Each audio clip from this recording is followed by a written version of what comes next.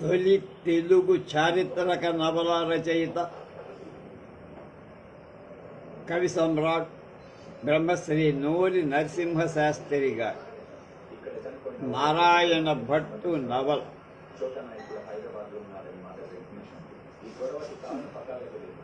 17వ భాగం 7/8/24. యుద్ధం జరిగింది. యువరాజు కాదు, విజయాదిత్యుడికి రాజు కూతురికి వివాహం, వింధ్యవాసి. ఇంతలో మహాపాతక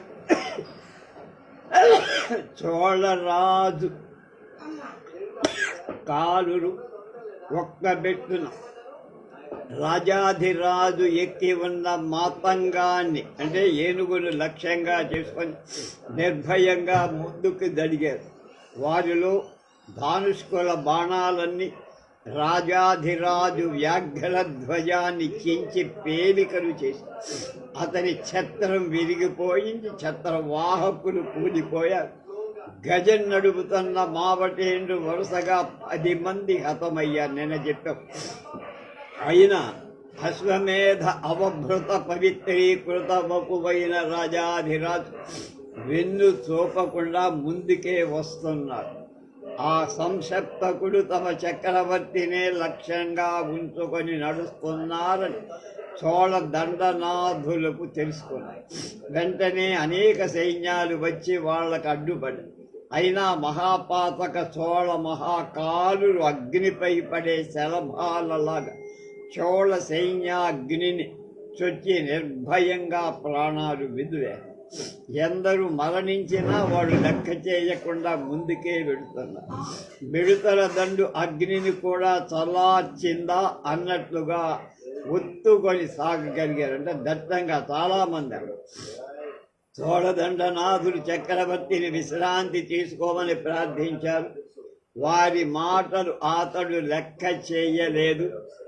యుద్ధంలో వెన్ను చూపను అనే దీక్షతో ముందుకు సాగుతున్నందువల్ల అతడు ఆ సంక్షప్తకుల దృష్టి పదాన్ని తప్పిపోకుండా ఉన్నట్టే వాళ్ళ దృష్టి ఆయన మీద. మహాపాతక చోళ మహాకాలురు అందరూ ఒక్కసారిగా అతడు కనబడినప్పుడల్లా బాణాలు చక్రవర్తిపై ప్రయోగిస్తూ చొచ్చుకొని ముందుకు దూకుతారు. రాజాధిరాజుకు బాణాలు ఎన్నో తగిల అయినా లెక్క చేయక వెన్ను తెప్పక యుద్ధరంగంలో సైన్యాలని నడుపుతూనే ఉన్నారు. చివరకు బాణ పరంపర చేత నిహతుడై యుద్ధ భూమిలో ఆ పట్టపు ఏనుగు మీదనే యుద్ధ యజ్ఞంలో ఏకాదశి పుణ్యకాలం ఆత్మార్పణం చేసుకుని వీర స్వర్గం అలంకరించి రాజాధిరాజు దేహానికి వెనుక భాగాన ఒక్క గాయం కూడా కాదు. రాజాధిరాజు మదకరిపై ఒరగటం చూసి సంక్షప్తకులు జయ జయ ధ్వానాలు చేస్తూ అతని శవం తమ వశపరుచుకోవటానికి ముందుకు ఒత్తుకొని ఎంత ప్రయత్నించినా అది మాత్రం వాళ్ళకి స్వాధీనం కాదు. చోళ సైనికులు అడ్డుపడి ఆ మదపుటేరుగులు చక్రవర్తితో పాటు శిబిరానికి చేర్చి మహాపాతక చోళ మహాకాలురలు హతశేషులు ఆహవమల్ల సోమేశ్వర చక్రవర్తికి కార్య సాఫల్యమైందని నివేదించి అమూల్యాలైన బహుమతులు పొందారు. చోళ దండనాథులు రాజాధిరాజు శవం భద్రపరచుకొనగలిగారు. కానీ రాజు మరణించాక సైన్యాల ధైర్యం కలిగించడం కుంతల చాళుక్య సైన్యాల ధాటి ముందు ఆ సైన్యాలు నిలవలేక నెమ్మదిగా వెనక్కి వెళ్ళి సూర్య భగవానుడు పశ్చిమానికి తిరిగేటప్పటి సూర్యవంశజులైన కోళ ప్రభువుల జయశ్రీ కూడా పశ్చిమాభిముఖమై అయినట్టుగా తోచి వెలుదీసుకున్న చోళ సైన్యాలు వెన్నిచ్చి పారిపోకుండా చేయటానికి అప్పిమయ్య రజరాజ బ్రహ్మాధిరాజ దండనాయకులకు బహు కష్టమైపోయి సైన్య బంధం ఏ క్షణమైనా చిట్లిపోతుంది అనిపించి జయలక్ష్మి కరగతమవుతోందని సంతోషాతిశయంలో కర్ణాటక సైన్యాలు నిర్లక్ష్యంగా ముందుకు ఒత్తుకొని పోతారు. కానీ ఈ నియమ భంగం చేత వాళ్ళకి నష్టమేం జరగదు. ఇంతలో ఒక పక్క నుండి దూరంలో సైన్య కోలాహలం, భేరీ ఢంకా నాదాలు వినపడి వెంటనే అప్పిమయ్య తనకు సహాయంగా రాజేంద్రుడి చోళ సైన్యం వస్తు దగ్గర పడుతోందని సైన్యం అంతటా ప్రకటింపచేశారు. మరొక గడియలో నిజంగానే రాజేంద్రుడి సైన్యాలే వచ్చి కలిశాయి. అప్పిమయ్య వెంటనే రాజేంద్రుడికి స్థితిగతులు చెప్పి రాజేంద్రుడి సేన చాళుక్య సైన్యంపై పడి అప్పటి వరకు యుద్ధాన్ని కలిగిన ప్రథమ సేన విశ్రాంతి తీసుకొని వెన్నెముక నిలబడేటట్టుగా చేశారు. కర్ణాటక సైన్యాలకు ఇంతవరకు జయమర అరచేతిలో ఉన్నట్లు అనిపించి జయోన్ముఖులైనందున అశ్రద్ధగా కొంత సాధారణ క్రమభంగం కూడా చేశారు. చివరకు ఆహవ మల్ల సోమేశ్వరుల రాణివాస జనం కూడా సుగుప్త స్థానం విడిచి నిర్భయంగా రణరంగంలో ఆనందంతో చూస్తుంది. ఇలాంటి స్థితిలో రెండవ చోళ సైన్యం యుద్ధంలో తలబడుతోందని కర్ణాటక సైన్యాల్లో వార్త తెలియగానే ఒక్కసారిగా ఆ సైన్యంలో భయం వచ్చేసి అందులో ఆనాటి భయంకర యుద్ధంలో ఆ బలం ప్రశాంతంగా కొత్తగా తాకిన చోళ సైన్యాన్ని కూడా మహాగజ మధిరం హించి రాజాధిరాజు సోదరుడు రాజేంద్రుడు యుద్ధం చేస్తున్నారు. అది చూసి ఆహవమల్లుడు మళ్ళా మహాపాతక చోళ మహాకాలులను రాజేంద్రుడిపై మీద కూడా భూమికించారు. వాళ్ళు జయోన్మత్తులై ఉదయంలో రాజాధిరాజుపై ఎగిరినట్టు రాజేంద్రుడి యొక్క గజం మీద కూడా దూకారు. ఈసారి వారి ప్రయత్నాలు పూర్తిగా వృధా కాలం.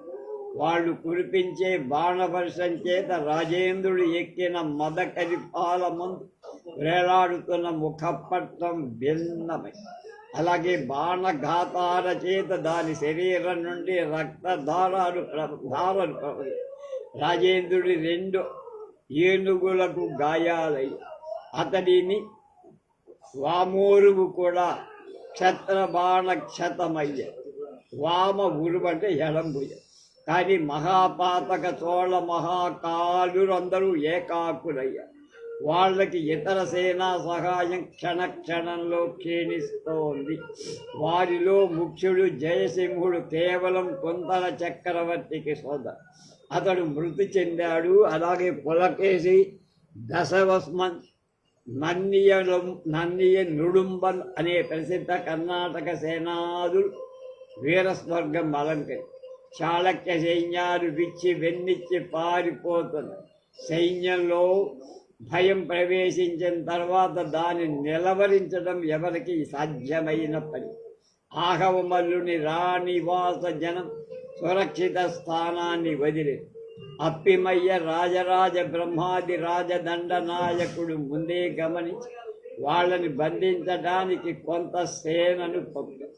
పలాయనం చేస్తున్న రాణివాస జనంలో సత్యవ్వై సాంగప్పై అనే 2 ఆహవమల్లుని రాణులు వారి పరివారంతో చోళ సైనికుల వశమయ్యారు.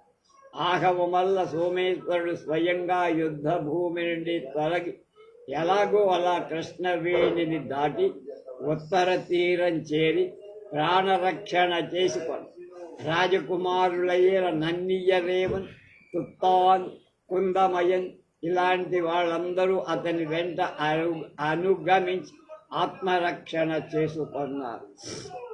యుద్ధరంగంలో ప్రాణాలు విడిచిన కర్ణాటక భటులను లెక్కించడానికి వీలేదు. అంతమంది చచ్చి చాలామంది బందీలయ్యారు. చోళ సైన్యాలకి అమూల్యమైన వస్తువులు ప్రాప్తమై కర్ణాటక చాళుక్యులకు పవిత్రమైన వరాహ లాంఛనం గల రాజధ్వజమే చోళుల హస్తమై. ఈ విధంగా ఆనాడు చోళ సైన్యాలు జయలక్ష్మి చేకొని కానీ చోళ సామ్రాజ్యానికి చక్రవర్తి ఆ రణభూమికి బలైపోయింది. చోళ సామ్రాజ్య లక్ష్మి వైధవ్యాన్ని వెంటనే మాన్పించడానికి రాజేంద్రుడు నిశ్చయించాడు. రాజేంద్రుడు ఆ రణ ఉర్విలోనే గొప్ప విజయ సభ చేశాడు. ఆ సభాముఖంలో ఆ రోజున ధైర్య సాహసాలు చూపిన చోళ వీరులందరికీ విరివిగా బహుమానాలిచ్చి ఆ సభలో మంత్రి పురోహిత సామంత దండనాథులున్నారు. వంది మాగధులు, వేదాంగ పాలకులైన బ్రాహ్మణ శ్రేష్ఠులు, రాజ జ్యోతిషికుడు ఉన్నాడు. జ్యోతిష్కుడు 2 భుజాల మీద వాడు ఎడమ వీపు మీద యుద్ధంలో అయిన గాయాల తోడని రాజేంద్రుడు ఆ సభకు చూస్తున్నాడు. ఆ వీరావతారాన్ని చూసి యజ్ఞభూమిల క్షత్రియులకు పవిత్రమైన ఆ రణభూమి మీదే సభాసందులందరూ ఏకగ్రీవంగా జయలక్ష్మితో స్థోళ సామ్రాజ్య లక్ష్మిని గ్రహించాలని రాజేంద్రుడిని అర్థించారు. రాజేంద్రుడు మహాప్రసాదమని పరిషదాజ్ఞను శరసావహించి వెంటనే చాళుక్య వీరుల రక్తంతో రంజితమైన కృష్ణవేణి నదీ పవిత్రత వారితో ఆ కొప్పము రణరంగంలో గజేంద్రుడు తన రాణి కిలా నడిగలందు కూడి చోళ సామ్రాజ్యానికి చక్రవర్తి అయ్యారు. రాజేంద్రుడు రాణి పేరు కిలావళిగన్ నడిగళన్. రాజేంద్రుడు ఈ విధంగా జయలక్ష్మితో పాటు చోళ సామ్రాజ్య లక్ష్మి కరగ్రహణం చేసిన సమయంలో దూరంగానే అతని అల్లుడు వేంగి యువరాజు రాజేంద్ర దేవుడు చక్రకోట్యం స్వాధీనం చేసుకుని జయలక్ష్మి గ్రహించి చంద్రాదిత్య దండనాథుడికి వింధ్యవాసినికి వివాహ మహోత్సవానికి ప్రయత్నాలు చేస్తున్నారు. కొప్పం యుద్ధ రంగంలో రాజేంద్రుడి అభిషేకం తర్వాత మరొక ఉత్సవం జరిగింది. రాజాధిరాజు శవానికి అగ్ని సంస్కారం మహాయజ్ఞులు చేసేటట్టుగా రాజాధిరాజు పట్టమహి తైలోక్యం ఉదయ నంబిరాత్రియ భర్త మృతికి కంట తడి పెట్టకుండా మహోత్సవముగా పతితో సహగమనం చేశారు. యజ్వల దేహదాహం ద్వారా జ్ఞానులకు అశౌచం లేదు. యజ్వల దేహదాహం వరకు జ్ఞాతులకు అశౌచం లేదు అంటే మహిళలే. 47 నిన్నటి రోజున నృసింహ జయంతి రాజమహేంద్ర పట్టణంలో మహావైభవంగా జరిగింది. ఊరంతా మామిడి పళ్ళతో విసన కర్రలతో వైశాఖ పూజలతో కన్నుల పండుగ. రేపు వైశాఖ పౌర్ణమి బుద్ధ జయంతి, బౌద్ధులకు మహాపర్వ. ఆనాడే బుద్ధ భగవానుడు జన్మించాడు. ఆనాడే భార్యాపుత్రులను విడనాడి సన్యాసి అయ్యా. ఆ రోజునే బోధివృక్షం కింద బుద్ధత్వాన్ని పొందారు. ఆనాడే మహాపరినిర్వాణం అన్నీ పౌర్ణమి నాడే జరిగాయి. బౌద్ధులకు వైశాఖ పౌర్ణమి కంటే పవిత్రమైన పర్వదినం ఇంకొకటి లేదు. బుద్ధ జయంతి రేపే అయినను ఇప్పటికి వారం నుండి సారంగధర సంఘారామంలో ఉత్సవాలు బహులోచనానందకరంగా జరుగుతాయి. ప్రతి సంవత్సరం కంటే ఈ ఏట 2 కారణాల చేత శోభ ఎక్కువై. అందులో ఒక విశేషం చీనా పండితుడి ఆగమనం. 300 ఏళ్ల అధికంగా జీవిస్తున్న ఆ మహాయోగి అవలంబించిన బౌద్ధ మతం కంటే మరొకటి ఎలా సత్యమవుతుంది? అతనికి తెలియని చికిత్సలు లేవు, మూలికలు, మంత్రాలు, రక్షలు అతనికి తెలియని వేరు.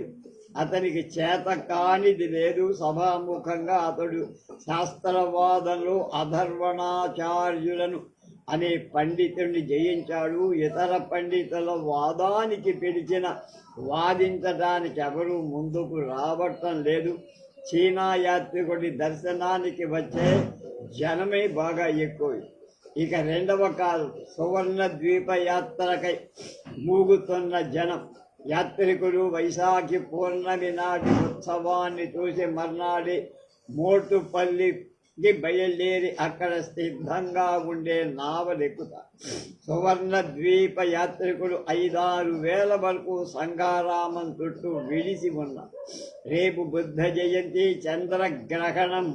ఇంతకు ముందు ఈనాడు సంఘారామం నుండి బౌద్ధ దేవతా విగ్రహాలను ఏనుగులపై ఎక్కించి ఊరేగింపుతో గోదావరి నదికి తీసుకుపోయి స్నానం చేయిస్తారు.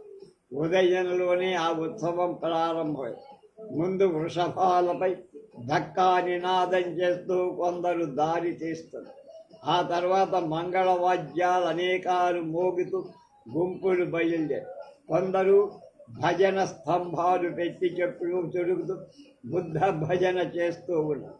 నాగరాజులు జాతక కథలు చెప్పుతూ వెంట ఉన్నారు.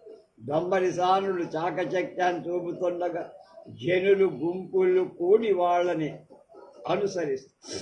కొందరు పెద్ద పులి వేషాలు వేసుకొని వీరాంగం వేస్తారు. కొందరు కర్రసాము, కొందరు కత్తిసాము ప్రదర్శన చేస్తారు. కొందరు ధనుర్విద్యా పటిమ చూపుతున్నారు. కొందరు ఖడ్గాలు ఆవేశంతో తిప్పుతున్నారు. కొందరు అశ్వ పరిశ్రమ ప్రకటిస్తున్నారు. బుట్ట బొమ్మలెన్నో గంతులేస్తున్నాయి. ఎవరికి తోచిన విధంగా వాడు బుద్ధ భక్తిని వెల్లడిస్తారు.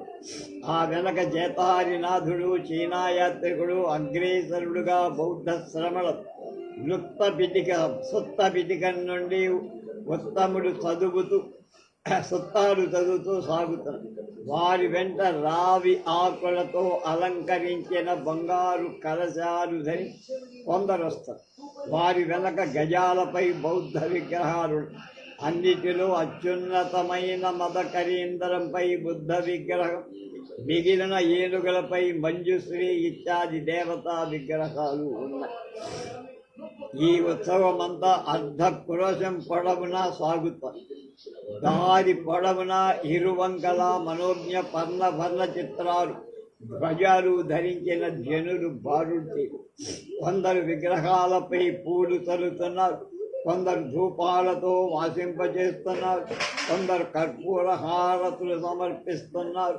వీరకృత్యాలకు, వినోద లీలలకు, భక్తి పారవశ్యానికి ఆ ఉత్సవం విరోధం లేకుండా.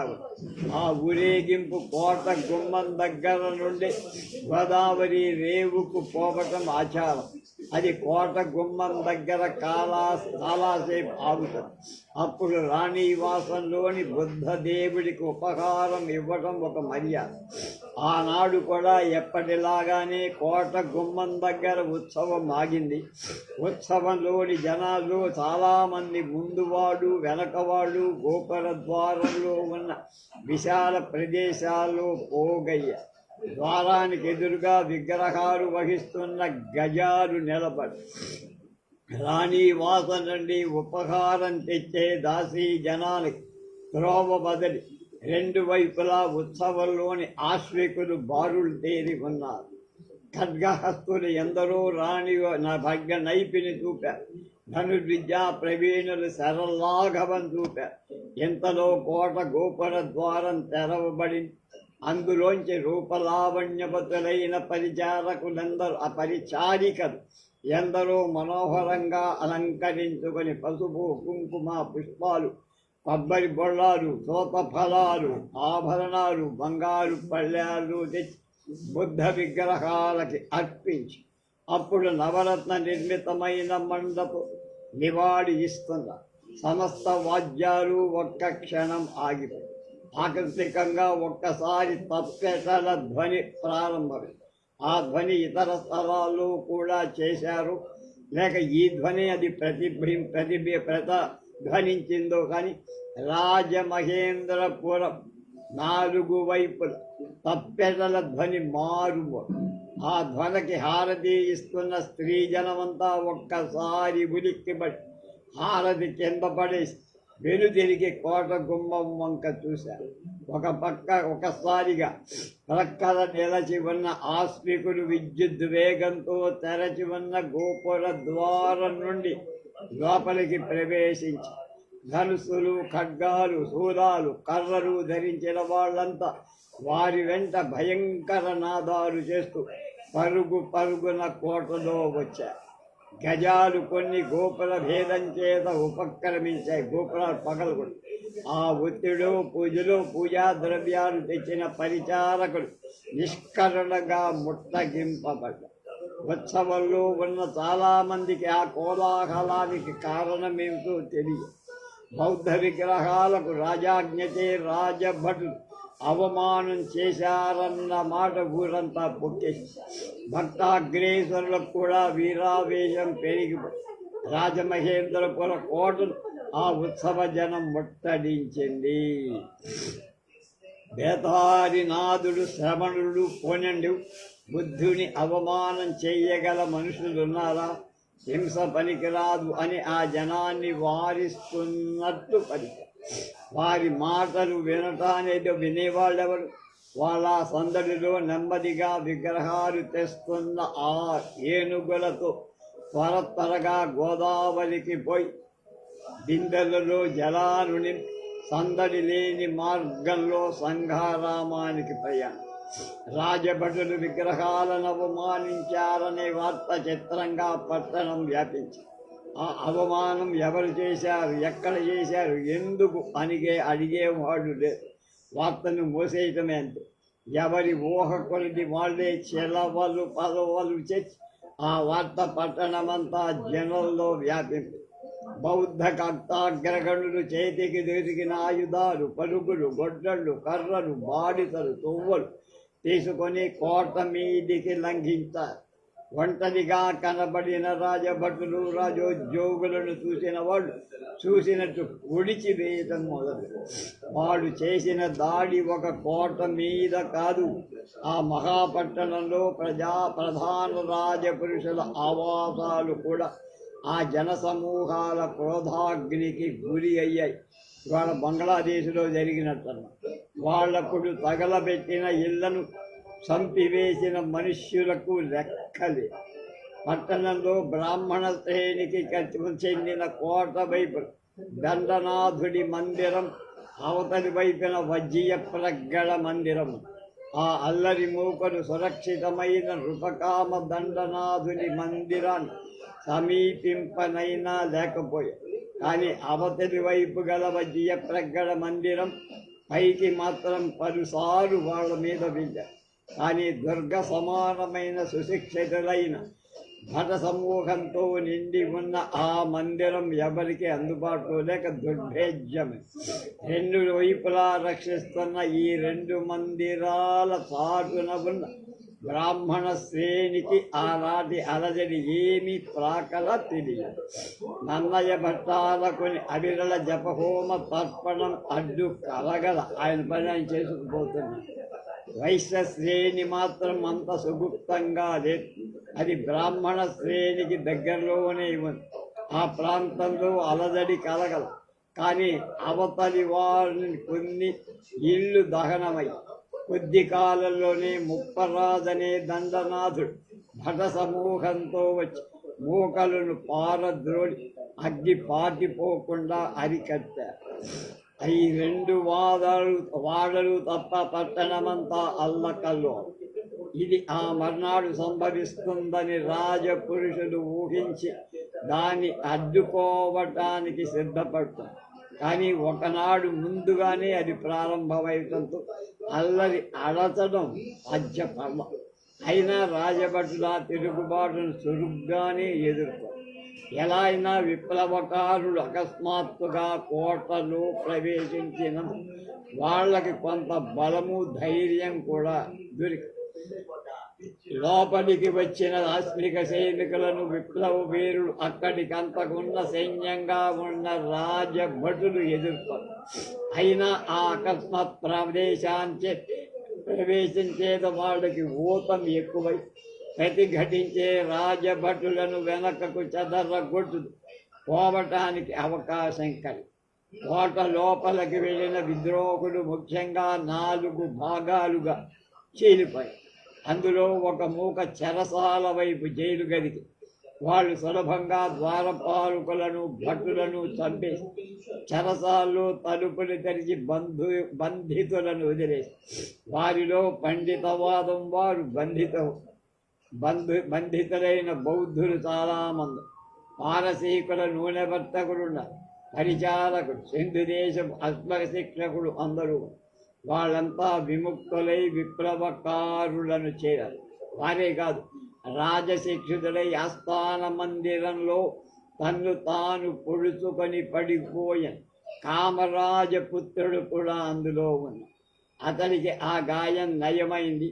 ఆ తిరుగుబాటుదారులు అతని బంధాలు తేయించి కవచ శిరస్త్రాణం, ఖడ్గాలు, విల్లు, అంబులు ఇచ్చి అవి అతడు వెంటనే ధరించి జయశీలమైన ఆ విప్లవ తండాన్ని నడిపిస్తుండటానికి ముందుకొచ్చి మరొక తండం విజయాదిత్యుని భవనమై పడింది. అతని భటులు వచ్చిన వారిని అడ్డగిస్తుండగా విజయాదిత్యుడు కవచం ధరించి ఖడ్గం ఒక చేత, డాలు మరొక చేత పట్టుకొని రాజభటులకు ఉత్సాహం కలిగి స్వయంగా యుద్ధంలోకి లంఘించి విప్లవకారులను ఖండించేసి కొంతసేపటికి బాణం ఒకటి బాహుబంధంలో నాటినందున అతడు పడిపోయాడు. భటులు అతని జాగ్రత్తగా భవన అంతర్భాగానికి చేర్చారు. విప్లవకారుల మిగిలిన 2 తండాలు, 2 బ్యాచెస్ అన్నారు. ఒకటి రాజరాజ నరేంద్రుడి హర్యం మీదికి, కోట మీదకి, రెండవది రాణివాసం మీదకి బలంగా విజృంభించింది. ఆ 2 మందిరాలలో కవచాలు, శరస్త్రాణాలు, చర్మాలు దృఢంగా ధరించి సోలహస్తులైన యవన రోమ భటులు బారులు తీరా కాపున్నారు. వాళ్ళెవరూ మాట్లాడినట్లే కనపడు. వారి నోళ్లలో నాలుకలున్నాయో లేవో ఎవరికీ తెలియదు. వారి చూపులు తీక్షణమైనవి, వారి చేతుల్లో మూసూలాలు సూక్ష్మతరమైన. వాడు నిలిచిన ప్రదేశం ఎనప గోడలాగా దుర్భేద్యం. ఆస్తికులు, ధానిష్కులు ఎంత ప్రయత్నించిన ఆ మనుష్య గోడ కుడ్యాన్ని దాటలేకపోయి. అప్పుడు ధానిష్కుడు సౌధ ఉపరితలంలో కనపడిన వాళ్ళనెల్లా గురి చూసి చంపేస్తున్నారు. చెరసాల నుండి బయటికి వచ్చిన జనం జయ కామరాజ మహారాజుకు అని కేకలు వేస్తూ రాణివాసంపై ఎగిరావడం దూకడానికి జనంలో కలిశారు. ఆ సమయంలో అంబంగ మహాదేవి సౌధం పైభాగాన నిర్భయంగా వచ్చి యుద్ధాన్ని చూస్తూ భటులకు ఆజ్ఞాపిస్తూ, ఆ సమయంలో ఆమె చూడ వ్యాఘ్ర లాంఛనమై చోడుల బిడ్డ అవటంచే కుపితమైన వ్యాఘ్రిలాగా, అంటే కోపం వచ్చిన ఆడపులిలాగా కలదు. ఆమె అక్కడను ఉపదక్షింపగానే కామరాజపుత్రుడు దృఢముష్టితో ధనుస్సున తీక్షణ బాణం సంధించి ఆమె మీదకి వదిలి, అది చూసి మెరసినట్టు రోమక భటుడొకడు బాణాను అమ్మంగ దేవికి మధ్యక వచ్చించాడు. ఆ బాణం వాడికి తైలు కింద పడిపో తనకై పడిపోయిన ఆ రోమక భటుని లోపలికి చేర్చడానికి సేవకులకు ఆజ్ఞ ఇచ్చిందారు. వాళ్ళు అది నిర్వర్తించే వరకు నిర్లక్ష్యంగా ఆమె లోనికి పోక బాణాలు వేసే వాళ్ళ వైపు నిశ్చలంగా తిరిగి అతని లోనికి తీసుకుపోయిన తర్వాత గంభీర మందగమనంతో లోపలికి వెళ్ళి ఆమె అలా ఉండగా ఎన్నో బాణాలు ఆమె శరీరానికి తాకాయి. కానీ అంతఃకవచావృతమైన ఆమె శరీరానికి గాయాలేం కల, లోపల కవచం వచ్చి. ఇంతలో రాజభవనంలోని పరిచారికలు వచ్చి పరిచారకుడు మహారాజు భవనంలో కనిపించటం లేదని తత్పరంతో ఆమెకు చెప్పి, మహాదేవి ఎంత మాత్రం సంభ్రమింప మహారాజు క్షేమ సంగతి జాగ్రత్త పడకల్లా అని కఠినంగా వాళ్లతో చెప్పగా వాళ్ళు రాజా అన్వేషణ ప్రయత్నం మానేసి, ఇంతలో కోటలోని సైన్యాన్ని నడిపిస్తున్న జననాథుడనే దండనాథుడు మహాదేవికి శత్రువులందరినీ నిశ్శేషంగా కోటలోంచి తరిమివేశామని కోట బహిప్రదేశం కూడా దగ్గర ఎవ్వరూ లేకుండా పారిపోయారని చెప్పి వెంటనే అమ్మంగదేవి బయలుదేరి కోటలో కలిగిన నష్టాన్ని పరీక్షించి గాయపడిన వాళ్ళందరినీ చికిత్సకై వైద్యశాలలకు చేర్పించి ముందు వారికి వాళ్ళని కరుణా దృష్టితో చూసే ఆమె అప్పుడు చెరసాల వైపుకు వెళ్ళి పారిపోగా మిగిలిన బంధువుల అందరినీ 10 ఏళ్ల పరపించి రక్షక భటులను అక్కడ నియమించి కుమార సప్తకంలో మిగిలిన 6 కూడా ఆనాడు బహిరంగంగా విప్లవ తండాలను నడిపారు. రాజభటులు కూడా కొందరు వాళ్లతో కుమ్మక్కయ్యారు. చాలా చోట్ల వాడు రాజసేనలను ఎదిరించారు. ఇంత ఆకస్మికంగా అల్లరి ప్రారంభించిన రాజసైన్యాలు ఎక్కడ పరాకుగా ఉన్నట్లులే. రాజమందిరంపై అలజడి ప్రారంభమైన సమయానికి కొత్తగా దండనాథుడైన రాజమయ్య అవతల ఒక అశ్వదళంతో పోయి సారంగధరుడి మెట్ట సంఘారామాన్ని ముట్టడించి బలవంతంగా లోపల ప్రవేశించి స్వాధీనం చేసుకున్నాడు. అక్కడ అప్పుడు స్వాధీనపరుచుకున్న వస్తు విశేషాలు అద్భుతం. ఆ కిందటి రాత్రియే వచ్చినటువంటి 2000 గుర్రాలు అందులో విశ్రాంతిగా ఉన్నాయి. సామాన్లు కొట్టలో ఉన్నది పూజా ద్రవ్యాలు కావు. విల్లులు, బాణాలు, ఖడ్గాలు, శూలాలు, కుంతలాలు, గదలు, తోమరాలు, శక్తులు, మొసలాలు, కవచాలు ఉన్నాయి. వాళ్ళంతా బౌద్ధారామం వచ్చిందంతా ఇది. అది గొప్ప ఆయుధాగారమా అన్నట్టు. విప్లవకారుల ప్రధాన కేంద్రమైన సంఘారామం ముందుగానే వశమైనందువల్ల వాళ్ళకి ఆధారం లేకపోయి బౌద్ధ విగ్రహాలతో వచ్చిన శ్రమణులు రాజమయ్యను సంఘారామాన్ని వదిలిపోమని ముందే ఆజ్ఞాపి అతడు వెనకపోగా రాజరాజుకు చెప్పి దండింప చేస్తానని బెదిరించాడు.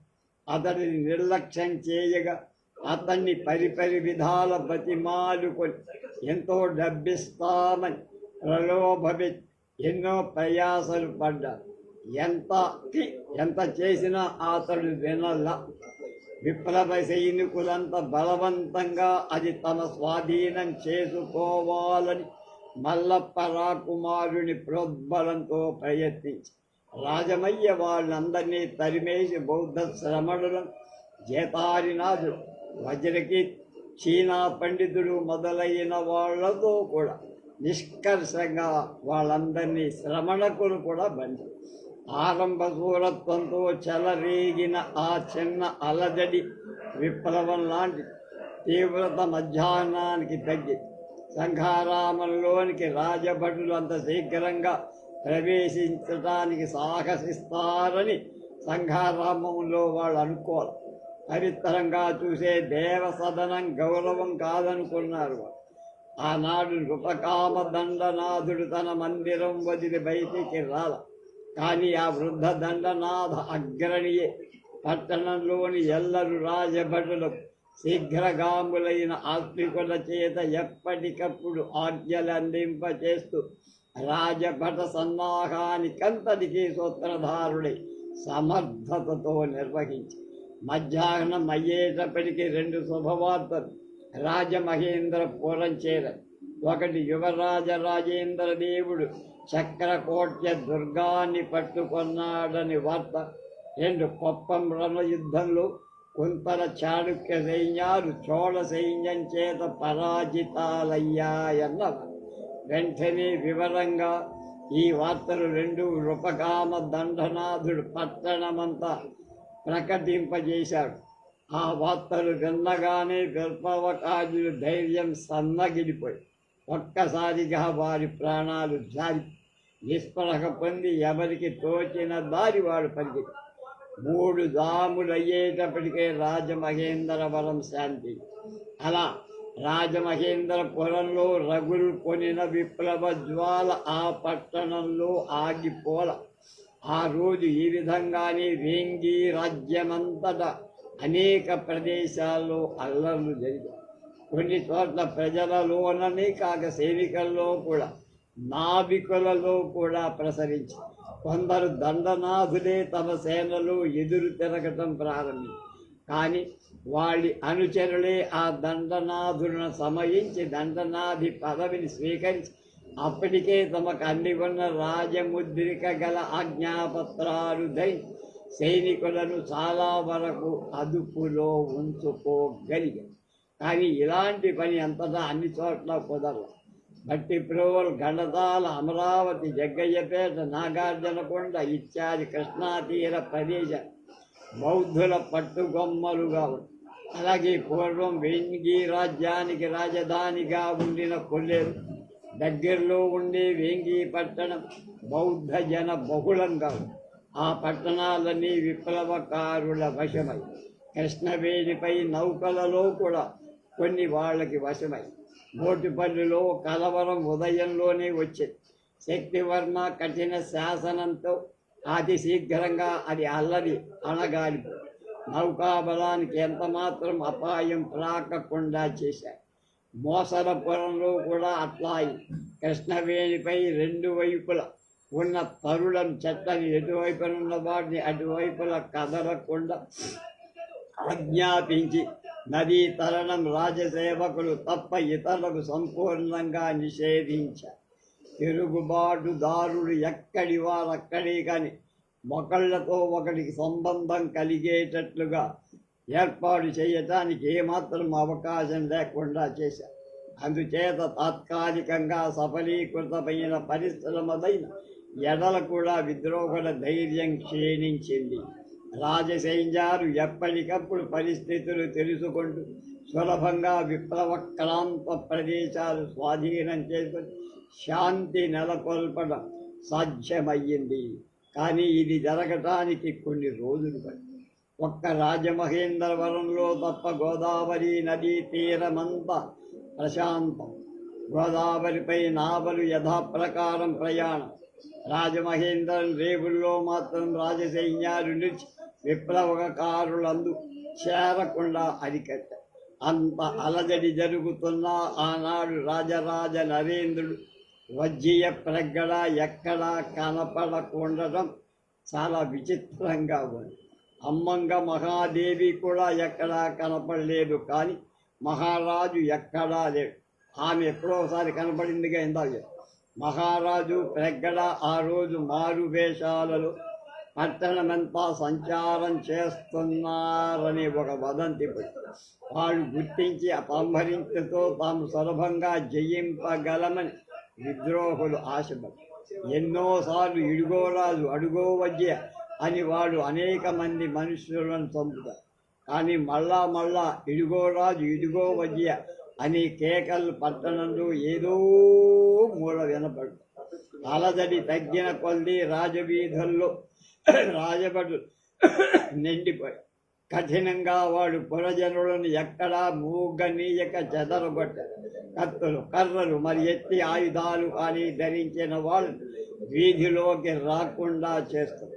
అప్పటికి వారం రోజుల నుండి ఇద్దరు విదూషకులు 2 గుర్రాలపై చేతుల కొయ్య కత్తులు ధరి పొర వీధులెల్లా ఎన్ని చోట్ల నవ్విస్తూ తిరుగుతున్నారు వినోదం. ఈనాడు వాడు బ్రాహ్మణ శ్రేణులు అలాగే అంటే బ్రాహ్మణ బజార్లు పట్టణంలో అల్లరి శాంతిస్తున్న సమయంలో రాజభటులు అది ఉపలక్షించారు.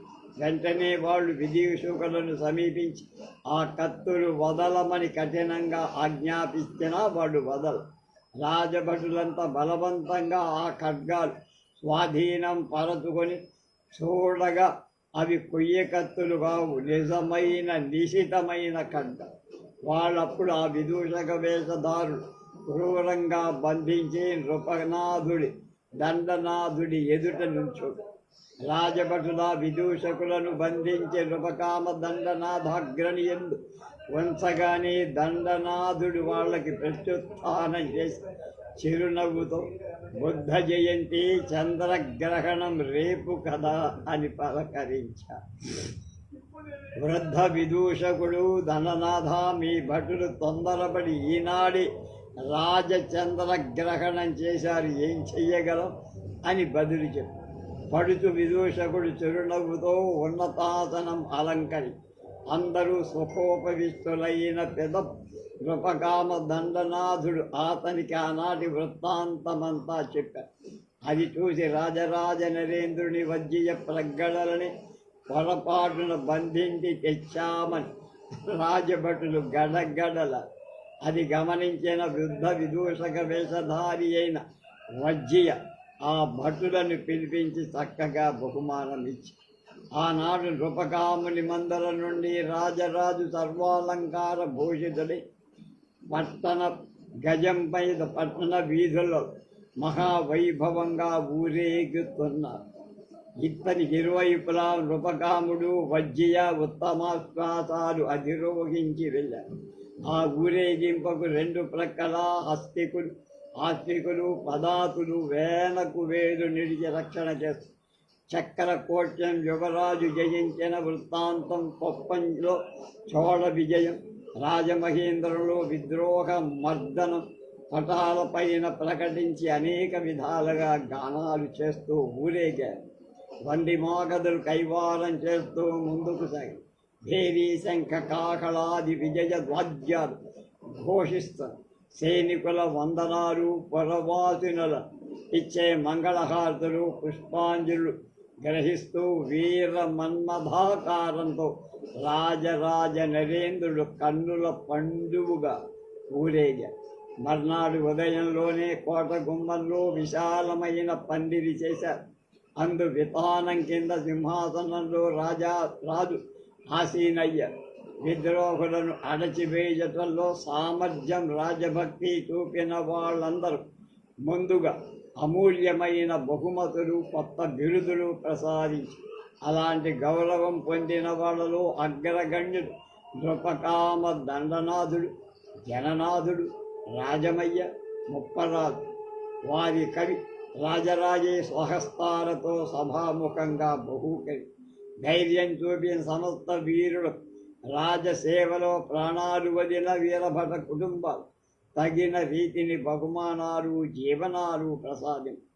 ద్రోహుల క్రూర కృత్యంచే నష్టం పొందిన జనాలకు కూడా సహాయం చేస్తానని ప్రతిజ్ఞ చేసి అలా బహూకరణ సభ ఉదయంలో పూర్తి చేసి మధ్యాహ్నంగా ప్రధాన అధికరణం ప్రారంభించి ఆ అధికరణలో అధికార స్వయంగా రాజే.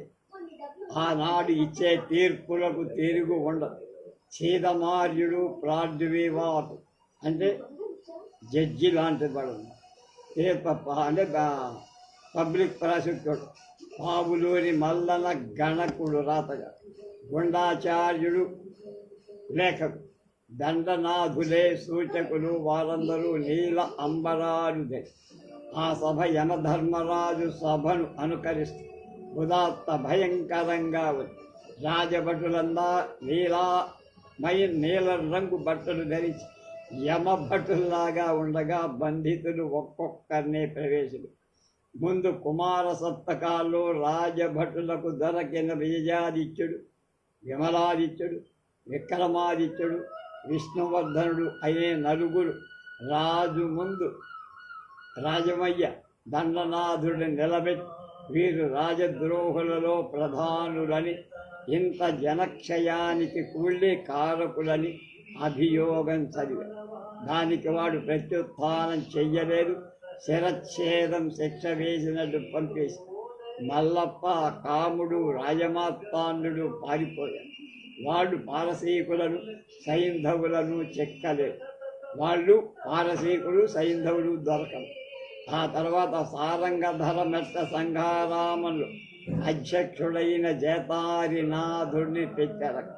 సంఘారామానికి ఆయుధాగారంగా మార్చేసి రాజభవనంపై అభినయమైన ముందు పరుకల్పిన ఈతడే అని జనదండనాథుడు అభియోగం చదివాడు.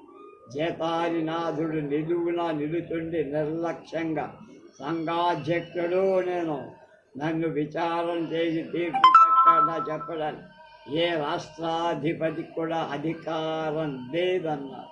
ఇంతలో రాపర్తి బేతయ్య నాయకుడు మహారాజా, ఈతడు సర్వ విధాలా పతితుడై పూజాక్రమం పేర ముగ్ధులైన స్త్రీలను మోసగించి వారి కాపురాలు పాడు చేశాడు అని ఒక అభియోగం కల సుజాత అనే ఉత్తమురాలను ఉపాసిక సాక్ష్యం ఇయ్యగలదు. అలాగే నారాయణ భట్టు పరిచారకునితడు సంఘారాముల్లో బంధించాడు అని విన్నవించి సుజాతను నిలబెట్టాడు. కేవలం దుఃఖమూర్తి అయి సుజాత ప్రమాణం చేసి తన దుఃఖ కథను చెప్పి ఈ జేతారినాథుడు కళ్యాణ కటకం వచ్చినప్పుడు మహానుభావుడు వచ్చాడని అనేక మంది స్త్రీలు అనుకుంటుందన్న నేను కూడా దర్శనానికి వెళ్ళాను. సంసార మోహబంధమని నాకు బోధింప భర్తను వదిలి అతని వెంట రాజమహేంద్రం ఉపచారం చేస్తూ వచ్చా. మార్గమధ్యలో మంత్రోపదేశాలు నా చేత గుర్వాజ్ఞ దాటనని ఘోర ప్రతిజ్ఞలు చేయించి ఆ తర్వాత నా స్థైర్యం పరీక్షిస్తాదని కామభిక్షవే నేనది తిరస్కరింపగా సర్వ విధాల నన్ను భయంకర యాతనలు అనుభవించేటి చేస్తానని భయపెట్టి కొంతకాలానికి కృతార్థుడు. నేను చేసిన ఘోర ప్రతిజ్ఞలకు బద్ధనై అతనికి ఈ దేహం అప్పగించి నాకు నిజంగా విరక్తి కలిగి పూజానంద రహస్యం అసహ్యం కలిగి రోగగ్రస్తులైన వాళ్ళ ఉపచారం చేసి వారి బాధ కొంత నివారణ చేయటానికి ప్రయత్నిస్తున్న ఈ మధ్య నా భర్తను ఈతడు సంఘారామంలో కొంతకాలం బంధించి ఆ కథ విని రాజరాజే తల వంచేసుకున్నాడు. జేతారినాథుడు మాత్రం శిరస్సు వాల్చల. ఈ సభలో నేను ప్రత్యుత్తరం అక్కర్లేదు. అప్పుడు రాజమహేంద్రవర సభాపతి లేచారు. శంకర జయంతి సందర్భంగా జగద్గురు స్వాముడు కృష్ణ శర్మ అనే బ్రాహ్మణుడు తురీయాశ్రమాన్ని ఉపదేశం చేశానని అతడు హేయాచారాలు అవలంబిస్తున్నందువల్ల అతనికి చాతుర్వర్ణ్య శిష్ట బృందం నుండి బహిష్కరించి అతని హృదయ మధ్యంలో తత్వముద్ర సంకేతం చేశామని అతడు మారువేషంలో ఇక్కడ ఉన్నట్టు తెలియవస్తోందని శ్రీముఖం ద్వారా తమరు వినే ఉంటారు. ఈ జేతారినాథుడే ఆ కృష్ణ శర్మ. వక్షస్థలం పరిశీలించండి. సభాపతి పలుకులు విని రాజభటు అతడి హృదయ భాగం నుండి వల్లెబాటు తొలగింప యథోక్త రీతిగా శ్రీ విద్యాశంకర భారతీ ముద్ర తప్తమై అందుకనపడి ఒక్కసారి అందరూ ఆహాకారం చేసి రాజరాజ నరేంద్రుడు ఏం చేస్తాడు? గోపక ప్రాడ్విభాకులకు చీదయామార్చుని వంక చూశాడు. చీదమార్చుడు మహారాజా, ఈ కృష్ణ శర్మ జేతారినాథుడు చెప్పేదానిలో కొంత నిజముంది. ఇతడు ఉత్తమ భారతీయ యతియై పతితయ్యాడు. అందుచేత ఆరూఢ పతికు ఈ రాజసభ కానీ తొదకు దక్షిణ దిక్పాలకుడైన యమధర్మరాజు ఇతని పాపానికి తగిన శిక్ష విధింపలేడు. ఇతడికి త్రిలోకాధిపతి అయిన సురేంద్రుడే తగిన శిక్ష ఇవ్వగలడు. ఈ లోకంలో వేయదగిన శిక్ష జగద్గురు స్వాములే విధించారు. వెంటనే దేశం నుండి బయటకు పంపడం ఈ రాజసభ వేయదగిన శిక్ష ఇంకొకటి లేదు అన్నారు. శీలమార్చుని నిష్కర్ష సభకు తృప్తి కలిగింపల అతన్ని ముక్కలుగా కోసి కాకులకు గద్దలకు వేసిన పాపం లేదని పలువురు సభాసదులు అనుకున్నారు. కానీ ప్రాడ్విభాకుడి ధర్మ నిర్ణయం ఎవరు ఖండించడానికి సాహసించరు. 3 రోజులలో వేంగి మండలాన్ని నువ్వు విడిచి వెళ్ళాలి. అలా చేయకపోతే నిన్ను ఎవరు ఏం చేసినా దాని వాడికి రాజదండనం ఉండదు. రాజభటులు బంధనం వదిలారు. అతడు ఊర్ధ్వబాహుడై ఉత్తరాభిముఖుడై వెంటనే బయలుదేరి అప్పుడు వజ్రకీర్తి నిలబెట్టి రాజమయ్య అతని విద్రోహ కృత్యాలు చదివారు. తెరవర్త రాపర్తి బేతయ్య నాయకుడిలా ఈ శ్రమణుడికి కొంచెం లౌకిక శక్తులు ఉన్నట్టు కనపడతాయి. విష చికిత్స భూత వైద్యం కొంత చేస్తారు. ఆ మూలంగా అనేక మందిని భ్రమపెట్టి విద్రోహంలో చేర్చాడు వీళ్ళ. అలా అంటూ పావులూరి మల్లన పరిచారకుణ్ణి విచారించాడు. వజ్రకీర్తి కూడా తను విచారించటానికి ఈ సభకు అధికారం లేదని మాత్రం చెప్పి మౌనంగా రాడ్వివాహకుడు ఏమి నిర్వచింపలేదు, రాజరాజే. ఇలాంటి మహాపాపాత్మలకు ఎట్టి శిక్ష విధించినా దోషం లేదు. కానీ పవిత్రమైన సన్యాసాశ్రమంలో మాకున్న గౌరవం ఆవేశం ధరించిన ఈ దుష్టునికి కూడా నిష్కాసనమే, దేశ బహిష్కారమే శిక్ష. 3 రోజుల లోపల వేగి సరిహద్దు దాటి వెళ్ళిపో. వజ్రకీర్తి గీత అనుకరిస్తూ ఉత్తరాభిముఖుడై చేతులెత్తుకొని వెళ్ళారు. ఇలాగన్నా బౌద్ధ శ్రమణులకు అందరికీ అదే శిక్ష. వాళ్ళందరూ అలా నడిచి వెళ్ళిపోయారు. ఆ తర్వాత చీనా యాత్రికుణ్ణి నిలబెట్టారు. ముప్పరాజు అతనిపై అభియోగం చెందారు. ఇతడి వైశ్య శ్రేణిపై విద్రోహుల తండాన్ని పురికొల్పుతూ గృహదహనాలు చేయించారు. ఇతడు విద్రోహులకెల్లా మూలకారకుడు. ఇతడు చైనా వాడు కాదు, చక్రకోట్య మండలం నుండి వచ్చిన ఒక గూఢచారి. రాజద్రోహాన్ని, ధనం, వస్తువులను అనేకాన్ని తెచ్చింది ఇతడే. ఇతడు శ్రమణుడు కూడా కాదు. మంత్రతంత్రాలు ఏమీ రావు వీడికి.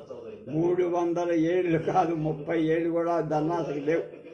దూతలు విధించే దండానికి అర్హుడవుతాడు రాజా. చేదమాడు దూత కాదు, చారుడు. చారుడై పరదేశంలో పట్టుబడిన వాడి మరణదండం విహితం అన్నారు. రాజరాజు ఆజ్ఞాడు. మరణదండం ఇతని శిరస్సు సంఘారామం ద్వారం వద్ద ఉన్న పవిత్ర స్థలంలో వేలాడగట్టు. ఆ తర్వాత నాగరాజులు 3 రాజభటులు తీసుకొచ్చారు. వీరు త్రైలోక్యమల్లుని చారులు. వీరు వేంగి ప్రజల మీద అంతేకాక రాజభవన భటుల్లో కూడా ద్రోహాన్ని, విద్వేషాన్ని పురికొల్పారు. రాజమందిరపై అల్లరిని ఓర్వకుండా పాల్గొన్నారు. ఎవరు ఏ కథ చెప్పమనినా ఆ కథ చెప్పేవాడు వాడు. మాకు శిక్ష విధించలేవి మహారాజా అన్నారు నాగరాజు. రాపర్తి బేతనాయకుడు ప్రమాణం చేసి వారి దుశ్చర్యలను చెప్పారు. నాగ కథ చెప్పడంలో అన్యాపదేశంగా రాజరాజ నరేంద్రుడికి విద్రోహం బోధించాడని వాళ్ళు 3 మరణశిక్ష విధించి వారి శిరస్సులు కూడా సంఘారామంలో నాగగాథ చెప్పిన చోట ఎత్తుగా వేలాడదీయాలని అని. అది యుద్ధభూమిలో జరుగు విచారణ. అక్కడ సామాన్య అధికరణాలలాగా నెమ్మదిగా విచారించే అవకాశం లేదు. దోషులు చేసిన దుర్మార్గాలు బహిరంగంగా జరిగాయి. వాటి రుజువుకు దీర్ఘసాక్ష్యాల అవసరంలో శిక్ష వెంటనే కఠినంగా విధింపకపోతే రాజధర్మం, రాజదండనం హాస్యాస్పదము. ఆ రోజున మరెందరూ రాజభటులు రాజరాజు ముందు నిలబడ్డారు. ఆనాడు విధించిన సామాన్య శిక్ష శిరచ్ఛేదం. ఆ శిరచ్ఛేదానికి సారంగధరుడి మెట్ట సంఘారామంలోనే జరపడానికి ఆజ్ఞ ఇచ్చి ఆ ఆజ్ఞలు వెంటనే నిర్వహింపబడ్డాయి. నాగరాజుల నాగగాథలతో మారుమోగిన ఆ మైదానం ఆనాడు రాజద్రోహుల శిరస్సులు తెగుతున్న శబ్దాలతో ప్రతిష్ఠ. శిక్షలు పూర్తయిపోయినాయి.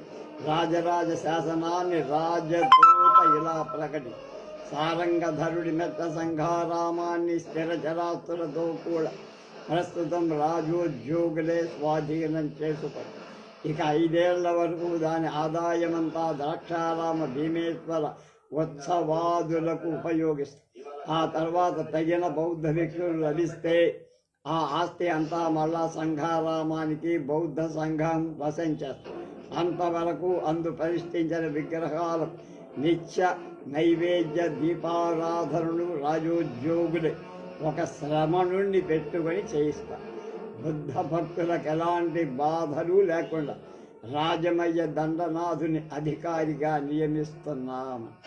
రాజద్రోహులుగా శిక్షింపబడిన వారి సర్వస్వాన్ని మా ఉద్యోగులు స్వాధీనం చేసుకొని అదంతా విద్రోహుల వల్ల ధన ప్రాణాలు కోల్పోయిన నిర్దోషులకు నష్టపరిహారంగా ఇప్పిస్తాం. దానికి తోడు మా కోశాన్ని కూడా బహుధనం వెచ్చించి మా కనకాధ్యక్షులకు ఆజ్ఞాపిస్తుంది. కాక నిన్నటి రోజున తాత్కాలిక ఆవేశంతో గంతులు వేస్తూ స్వయంగా దుష్కార్యాలు చేయని వాళ్ళు చాలామంది ఉన్నారు. అలాంటి వారిని సర్వలోకాశ్రయ విష్ణువర్ధన రాజరాజ మహారాజు కొద్ది తప్పు చేసిన పుత్రుడు అపార కృపాతిశయంతో మన్నించే తండ్రిలా క్షమించి ఇక ముందు అలాంటి వారిని తమ తమ దేహాలు మనసులు స్వాధీనంలో ఉంచుకోవలసిందిగా ఆజ్ఞాపిస్తున్నారు. సువర్ణ ద్వీపయాత్ర చేయదలచిన వాడు మోటిపల్లిలో రాజనావలు సిద్ధమవుతున్నాయి.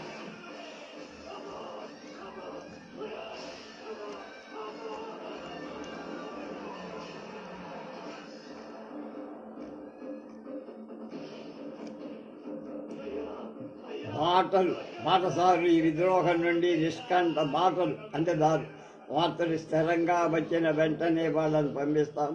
అంతవరకు ఆధారం లేని వాళ్ళను మాచే కోటి లింగాల క్షేత్రంలో ప్రతిష్టాపితమైన ధర్మశాలలు భోజనం సుఖంగా చేయాలి. ఈ ప్రకటన విన్న జనసమూహంలో రాజభక్తితో కూడిన ఆనంద బాష్పాలు. రాజరాజు వ్యగ్రుడి ఎవరి కోసమో నిరీక్షిస్తున్నారు. ఆ తర్వాత స్వల్పకాలంలో రానున్న సోమగ్రహణ సమయంలో దానాధికారు చెయ్య. ఇంతలో గురునాథ శ్రేష్ఠి లేచి రాజ్యాజ్ఞ పొంది రాజరాజు పాదపీఠక వద్దకు వచ్చి వందనం చేసి కుమార సప్తకం తన దగ్గర కుదవ ఉంచిన వజ్రకంఠిక పాదపీఠికపై ఉపహారంగా ఉంచి ఇలా అన్నారు: కుమార సప్తకం నన్ను రుణ విముక్తుడిని మిమ్మని అడగ్గా రాజబంధువులను గౌరవంతో విశేషంతంగా రుణమిచ్చారు. కానీ నిన్నటి రోజున జరిగిన విద్రోహ కాండచే ఆ ధనంలో కొంత ఈ జననాశానికి ఉపయోగపడి ఉండొచ్చని నాకు అనుమానం. అజ్ఞానం చేత ఈ ప్రమాదం చేశారు. అయినా దాని నిర్వృత్తి కొరకు వారు నా దగ్గర రుణానికై కుదువ పెట్టిన ఈ అమూల్యమైన వజ్రాల కంఠిక విష్ణువర్ధన మహారాజులకు ఉపహారంగా సమర్పించుకోవటానికి అనుజ్ఞ కోరు. శాంతంగా రాజరాజు ఇలా నా శ్రేష్ఠి, ఆ కంఠిక మాత్రమే కాదు, నీకు మేము ముందు ప్రసాదించిన ఛత్రచామరాలు సమస్త బిరుద లాంఛనాలు కూడా తిరిగి గ్రహింపదలచామ. గురునాథ శ్రేష్ఠి దండ ప్రణామం చేసి నిలవబడి తనకున్న గౌరవ చిహ్నాలన్నీ ఒక్కటొక్కటే రాజరాజు పాదాల పీఠం మీద సమర్పించాడు.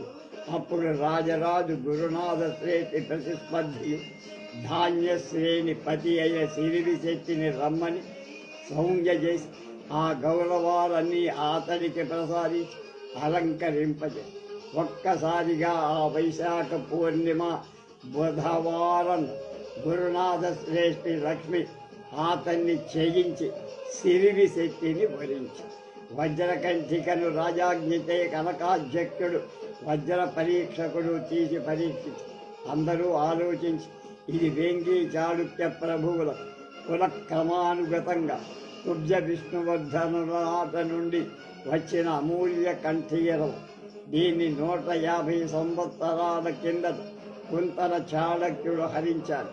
ఇది చక్రవర్తి ధరించాల్సింది అని ఏకగ్రీవంగా చెప్పి ఇంతలో గోదావరి నది మీద నుండి జయభీరి వినిపించి రాజరాజుకు మంగళాలు పాడుతూ తూర్య రవాలు మోసే.